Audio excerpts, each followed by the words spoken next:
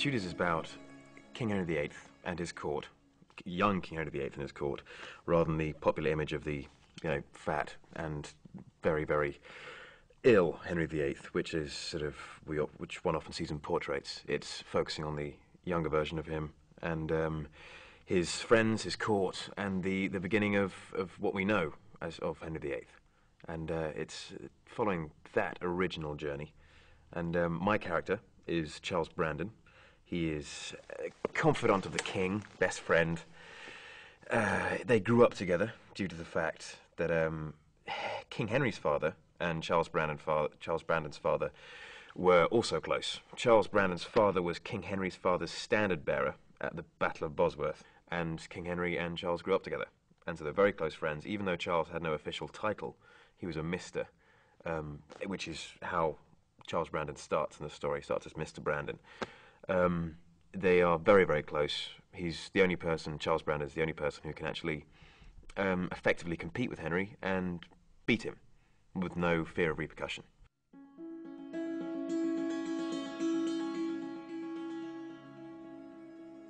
I mean, he really can't keep his dick in his pants. He just, excuse me.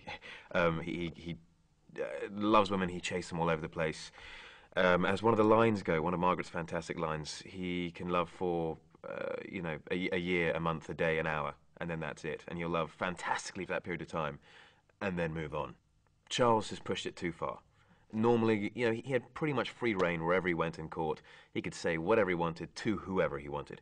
And because he's King Henry's best mate, no one can touch him. But with Margaret, he just went too far, because he marries Margaret, and again, without asking Henry, which is the most important thing. He marries into the royal family without asking Henry, and also had potential for causing a political disaster.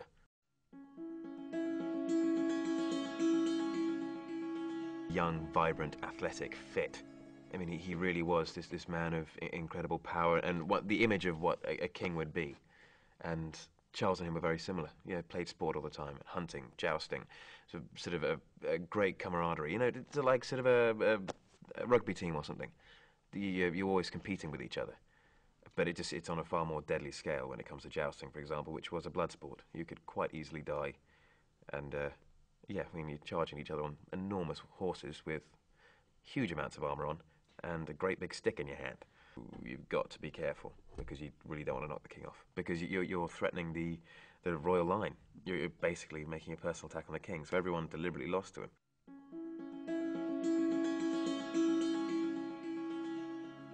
It's quite a fun game, actually. When the tutor came over to train us, it was really interesting. It's like a cross between squash and tennis, and it's a fantastic sport. You're playing off the walls and everything, and the whole point is, instead of playing tennis where you're supposed to get it past someone, the whole point is to play it so it bounces on the ground, then off the back wall, and then as close as possible to the back wall, because that's a point, and then you have to. They can only get a point if they beat that mark close to the wall or something. It's quite complicated to begin with, but a very fun sport. It's not about power at all. It's about control and spin, lots and lots of backspin on every shot.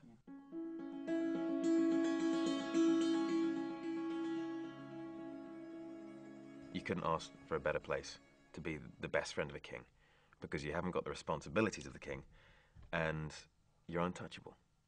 And people will always want to get into your favour to oust other people out of court, because you've got the king's ear.